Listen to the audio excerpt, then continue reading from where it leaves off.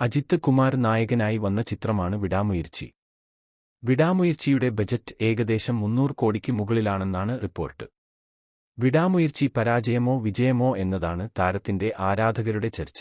അജിത്തിന്റെ വിടാമുയർച്ചി ആഗോളതലത്തിൽ 109 കോടിക്ക് മുകളിൽ നേടി എന്നാണ് റിപ്പോർട്ടുകൾ. നെറ്റ്ഫ്ലിക്സിലൂടെയാകും അജിത് കുമാറിന്റെ വിടാമുയർച്ചി ഒടിയിൽ എത്തുക. അജിത്തിന്റെ വിടാമുയർച്ചി പ്രഖ്യാപിച്ചിട്ട് ഒരു വർഷത്തിലധികം ആയിരുന്നു. അസർബൈജാനിൽ വിടാമുയർച്ചി സിനിമയുടെ ചിത്രീകരണ വാർത്തകൾ നിരന്തരം ചർച്ചയായി. എന്നാൽ പലപ്പോഴും ചിത്രീകരണം തടസ്സപ്പെട്ടു. ചിത്രീകരണത്തിനിടെ വിടാമുയർച്ചിയുടെ ഒരാൾ മരിക്കുകയും ചെയ്തു. കലാസംവിധായകൻ മിലനാണ് ഹൃദയാഘാതത്താൽ മരിച്ചത്. പരിക്കേറ്റ അജിത്ത് ഇന്ത്യയിലേക്ക് തിരിച്ചുവരികയും ചെയ്തു. തുടർന്ന് ആരോഗ്യം ഭേദമായി വീണ്ടും സിനിമയുടെ ചിത്രീകരണത്തിൽ പങ്കെടുക്കുകയായിരുന്നു.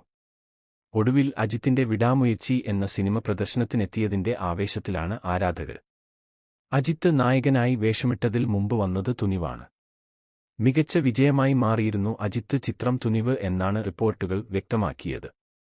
സംവിധാനം എച്ച് വിനോദായിരുന്നു നിർവഹിച്ചത്. അജിത്തിന്റേതായി 2 വർഷം കഴിഞ്ഞാണ് സിനിമ എത്തിയത് എന്നതും വിടാമുയർച്ചിയുടെ പ്രത്യേകതയാണ്.